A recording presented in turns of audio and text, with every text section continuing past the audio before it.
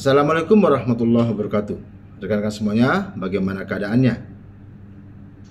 Hari ini saya akan membahas mengenai 3 hal yang harus dimiliki oleh setiap individu yang ingin menjadi seorang profesional di bidang hukum yang sukses, teman-teman semuanya. Saya punya pengalaman yang cukup rasanya untuk bisa kita sama-sama membahas tentang ini.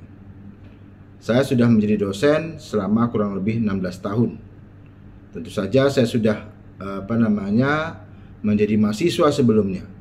Dan saya sudah berpraktek sebagai seorang advokat selama 15 tahun. Rekan-rekan semuanya, hari ini animo untuk masuk fakultas hukum itu makin tinggi.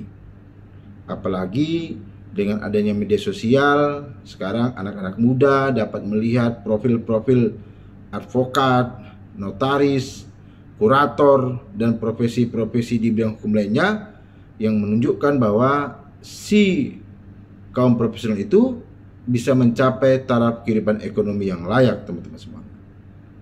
Namun, dalam pembelajaran yang saya lakukan, dari praktek yang sehari-hari saya lakukan, kemudian dari belajar dari sukses nilai orang lain dan semuanya, maka saya melihat ada 3 hal yang dapat kita jadikan modal dasar untuk menjadi profesional yang baik itu. Ya, kita mulai ya. Yang pertama adalah kita harus punya kemampuan dan modal interpersonal yang baik. Apa itu? Pertama adalah knowledge. Ya, kalau saya bahasakan itu adalah kemampuan atas memiliki ilmu pengetahuan yang cukup terkait dengan apa-apa yang akan kita jalankan nantinya.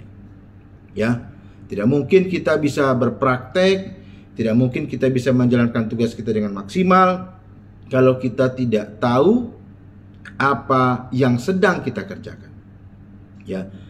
Contohnya, tidak mungkin Anda bisa menjadi seorang advokat yang baik di bidang litigasi perdata kalau Anda tidak tahu apa itu gugatan, apa itu jawaban, apa itu replik, apa itu duplik, apa saja jenis-jenis alat bukti dan sebagainya. Yang kedua adalah, setelah kita memahami yang namanya knowledge itu, kita juga harus mempunyai skill yang baik. Ya, kita sudah mengerti apa itu gugatan, apa saja yang tercantum dalam sebuah gugatan. Tetapi ketika kita dihadapkan sebuah pada masalah atau rumusan masalah, ya, ada sebuah posisi kasus lalu diminta kita membuat yang namanya gugatan, tapi kita tidak bisa menyusunnya dengan baik atau mempergunakan ilmu yang kita miliki dengan baik, maka itu juga sebuah hal yang sia-sia. Jadi saya selalu ungkapkan begini, Anda mengerti bagaimana dan apa saja, ya, contohnya itu saya analogikan adalah bahan-bahan untuk membuat donat umpamanya begitu ya. Ada tepung, ada gula, ada juga minyak goreng ya, teman-teman semuanya untuk menggorengnya. Tetapi setelah Anda paham tentang komposisi dan bahan-bahan yang digunakan untuk membuat donat itu, hanya saja Anda tidak bisa membuatnya, mempraktekkannya dalam sebuah kegiatan dan unjuk kerja namanya ya, itu sia-sia saja. Teman-teman semuanya, nantinya setelah menjadi seorang kaum profesional, Anda harus memperhatikan namanya urutan unjuk kerja. Apakah yang Anda kerjakan itu benar?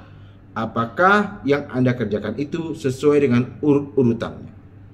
Nah, yang ketiga, ini ditempatkan di nomor ketiga, tetapi bukan berarti ini yang paling akhir.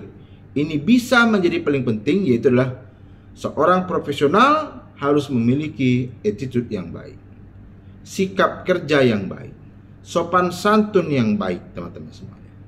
Ya, contohnya bagaimana? Kalau kita sebagai seorang profesional membuat janji bertemu dengan calon klien terutama, jangan pernah terlambat. Kalau kemudian ruangan itu adalah ruangan yang kemudian tidak boleh merokok, jangan pernah merokok di sana. Kenapa? Karena klienmu nanti akan menilai, wah ternyata orang ini bukan orang yang pantas untuk diberi pekerjaan. Contohnya apa? Dia belum mendapatkan uang dari saya, dia belum mendapatkan kepercayaan dari saya, tapi ternyata dia sudah tidak tertib ya sebelumnya.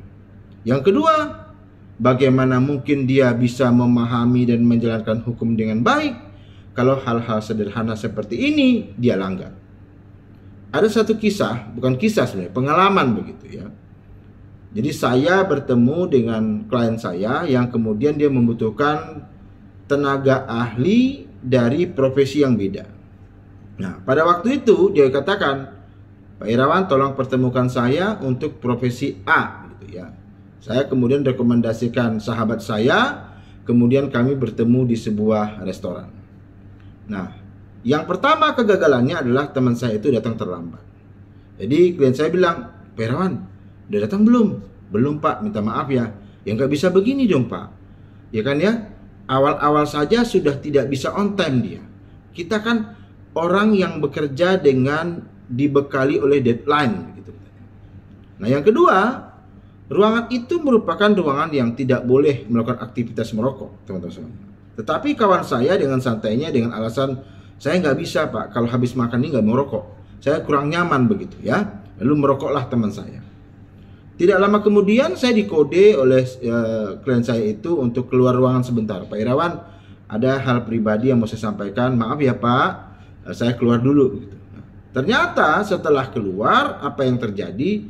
Dia hanya mengatakan bahwa Pak Irawan, saya tidak bisa pakai sahabatmu karena bagi kami ada hal yang kemudian tidak memenuhi standar, yaitu attitude-nya kurang baik. Nah, ini kan menjadi sebuah hal yang apa ya? Sebuah hal yang sangat-sangat tidak benar ya, sayang sekali gitu ya. Kemampuan kita bagus, ilmu pengetahuan kita juga lengkap ya, kita juga bisa mengerjakan apa yang dia minta begitu ya. Tetapi kemudian jangankan untuk menunjukkan ya, menunjukkan apa yang kita miliki ya, sedangkan untuk berbicara saja sudah timbul rasa tidak senang, tidak maksimal, maka jangan bayangkan akan terjadi perjodohan bisnis di dalam.